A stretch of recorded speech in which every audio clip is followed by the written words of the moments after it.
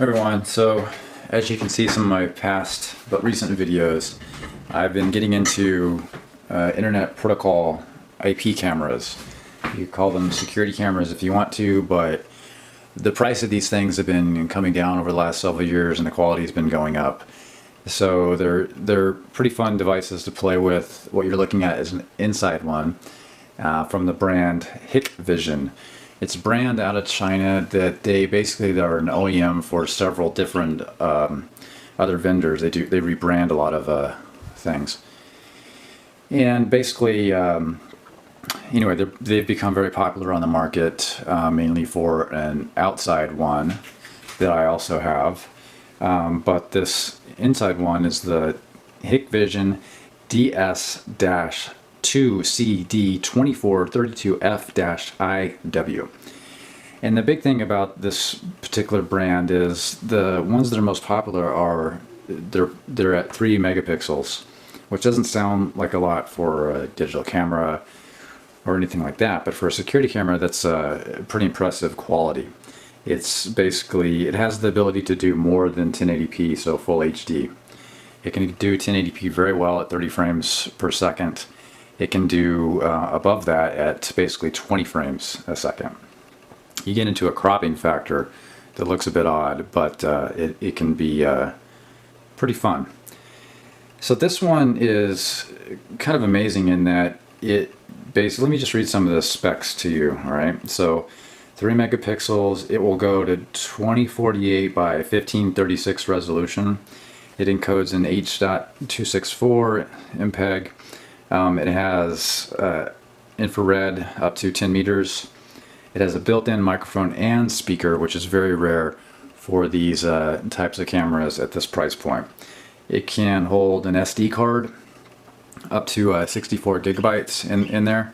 That's not something I'm using, but it's capable of doing that. It works by Wi-Fi or a cord. I have it plugged in to a network cord because the network cord also sends it power, so PoE. And if you have the ability to do that, it's going to offer a more stable connection, a faster connection, and again have one wire for both the data and the power. If you use wireless, the wireless will work well enough, but you still need a cord for the power. So for me, it was easy enough to plug it in anyways. This camera comes in a variety of different lens configurations. So what you're looking at is a 4mm one, which is kind of it's fairly wide angle. You can also get it in a 2.8, which is even more wide. It's 1.8 pounds. Well, those are the specs basically. Depending on where you buy it, there's not very many places you can get this for a great price yet. All the time. Some of the vendors, they pop up and it is a good price, but it's not as widely found as some of the other brands. So what does that all mean? You can get it on Amazon, you can get it at some local security vendors, local meaning smaller business, but still over the internet, for less than $200. I would say a good price in let's see, May 2014 is probably around the 169 to 180 price point US dollars. I would consider that a good price. Anything above that for a US product, I would wait. Now with this brand, you have the ability to order from direct from Chinese vendors through the internet, and you can get them for about $75 to $100 less. And there's nothing wrong with doing that. You may end up getting a Chinese language model or a Chinese configured model. Again, nothing wrong with that. People have been doing that from the forums I've been reading. You then get into some challenges with firmware. It seems as though people are working through that okay, but for me, at this point, the price difference is not high enough to warrant the extra tooling around with the firmware and getting it to work and having a stable camera. So for right now, it's not a perfect I would say that the outdoor version off the Chinese website is coming down in price very fast, a solid $100 off, so that's something to think about too. So why do I like this camera? It's the image quality is amazing, and just the fact that you can do all these different things with it, the speaker, the microphone, the PoE or the Wi-Fi, the infrared, the 30 frames per second is great.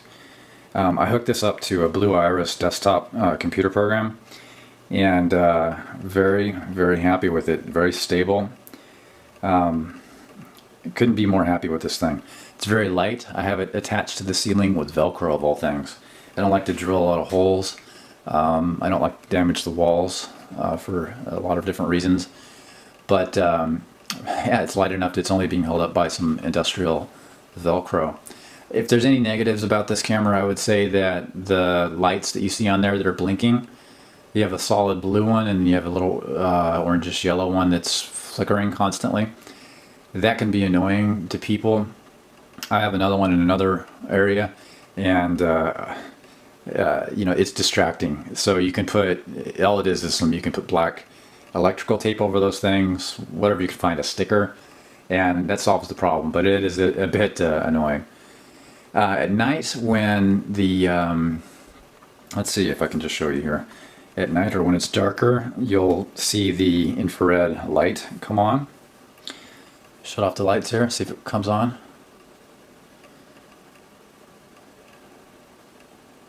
Should hear a little click. Yep, there we go. Okay, so we got the infrared light on, and you can see it still recording. Okay, we're gonna go back with the lights, you'll see it come off again.